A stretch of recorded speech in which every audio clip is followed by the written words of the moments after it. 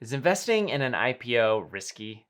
Well, the truth is it can be. It can be super risky, but it depends on your investment strategy, your approach, and your knowledge about how the IPO process works, which is what we're going to dive into today. Okay, so the first thing you have to understand is what is an IPO and what does that process look like? So an IPO stands for Initial Public Offering. And what that really means is it's the first time that a company lists their stock on a public exchange. That's the initial part to the public, right? So anybody can invest and it's an offering. And what I mean by offering is the company is raising money from public investors. Essentially what's happening is you've got this company and they're like, hey, I need $100 million or $200 million. I'm going to go to the public markets and I'm going to invite public market investors, both individuals, retail investors, as well as large institutions, to invest in my company and give me that money that I need to continue to grow and do great things, right? How does that process work? So the company will go and they'll meet with a lot of investors. Now, these investors, for the most part, are very large institutions, right? These are the Fidelities, the BlackRocks, the Vanguards, et cetera, et cetera. And they do what's called a roadshow. So they'll work with a large investment bank like a Goldman Sachs or a JP Morgan, right? And they'll travel around. Oftentimes they fly private jets, bouncing around the country, meeting with all of these different money managers. And they give them the pitch. And they say all the great things about the company and what they're going to do and blah, blah, blah. And try to build up a bunch of excitement.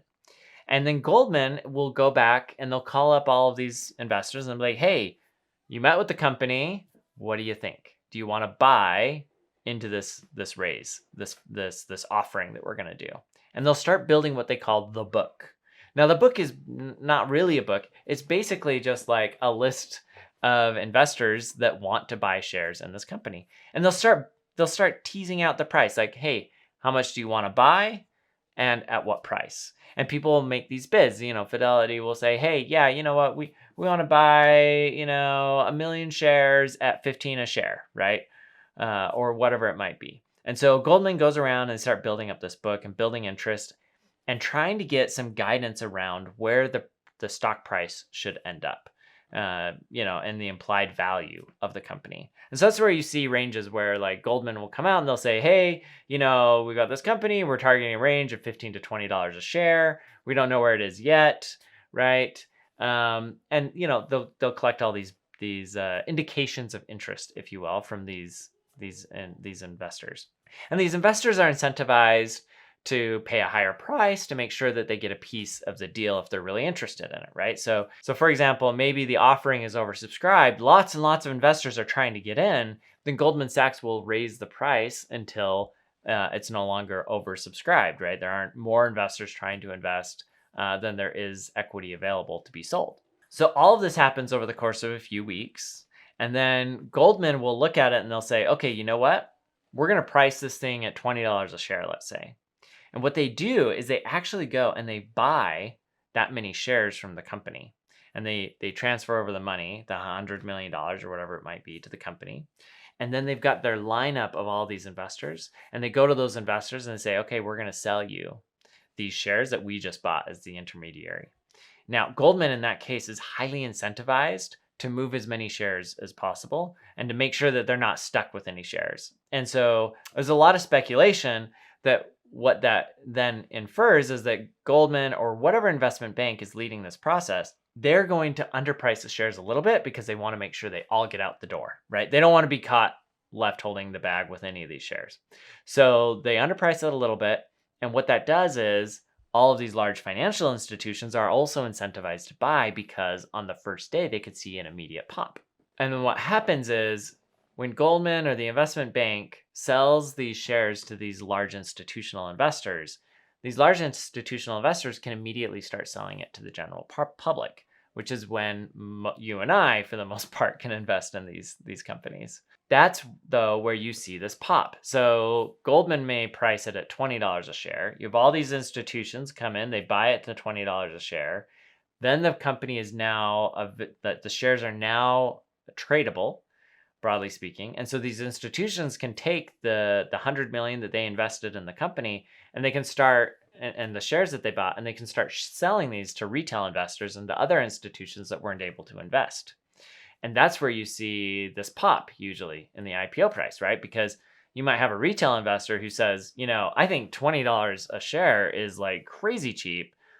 I would pay 30, I would pay $40 a share, right? And so they come in and they put in a bid at $30 a share or $40 a share, and that institution sells to them, and that's where you see this immediate pop. So that's how the IPO process works. You have the company, they go around, they basically pitch everybody with their bankers. The bankers drum up a ton of interest. They figure out what the right price should be. They buy all the shares. They sell those shares to large institutions, and those institutions sell them to retail investors and to other institutions on the public market. So that's the whole process. If you think this is interesting, make sure to check out some of my other stuff about venture capital and private equity, where I go into depth on how these things work in those sectors as well. Okay, so what does this mean? This means that as an investor, as a retail investor in the public markets, you're probably not getting access to these quote unquote like pre-IPO or IPO shares. They're not really pre-IPO, they're really IPO shares that the institutions are getting, which means you're totally missing out on these pops. Like I remember Facebook. When Facebook went public, I was an investor in Facebook. I bought as soon as I could on the IPO day. The company went public. Like they sold shares for around like $30, $32 a share, I think, to large institutions. But like I didn't have a chance to invest in that. By the time I could actually buy, the institutions were selling them for $40 a share. So that's what I bought. I bought a share at $40 a share. Now here was the challenge. Not every company that goes public goes up into the right. In fact, oftentimes there's like all this like pent up demand and that results in this pop.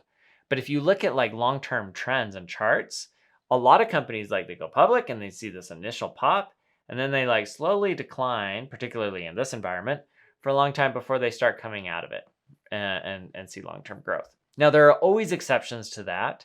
And that's where, people get excited about investing in these IPOs because like, hey, it could just pop and just keep going up and to the right. And you saw a lot of that happening in 2021, although a lot of those stocks have really come back down. So what does this mean for you? If you're a retail investor, you need to keep in mind that you're kind of coming late to the game and you need to think accordingly when you're making investments. So generally, if you expect that the company is going to be like overhyped when it goes public, the stock might come down. You might wait until you see the stock come back down and then invest. Or you can invest at the time they go public. So for me, when I invested in Facebook at $40 a share, I was thinking, I am not a short-term buyer or seller of this stock. I am going to invest, and if they decline, I'm going to buy more because it'll be on sale, in my opinion. Because I just fundamentally didn't think that Facebook was going to go out of business. I felt like Facebook could become this like really big, really successful company over time. I mean, it already was pretty big and successful. And so I was playing the long run game. So my thoughts on that is if you want to invest in the IPO, think about, are you going to be a short-term holder of the stock or a long-term holder of the stock? And if you're a long-term holder, it might make more sense to buy into the IPO. Just don't get afraid if, in the short run, the IPO price drops. It might be an opportunity to buy more if you're really bullish on the company. What do you think? Do you think it makes more sense to buy or to wait and see what happens with companies? Throw your comments down below. I'd love to see what you think, and maybe we can have a little bit of a debate and internal conversation about, IPO investing. Anyways, I hope that shed some light on the IPO process, making investments in IPOs, why they're risky, and why they don't always have to be risky, depending on kind of your long-term or short-term investment horizon and mindset. If you enjoyed this video, check out some of my others, like how much money do VCs make, and are all VCs super rich? Thanks.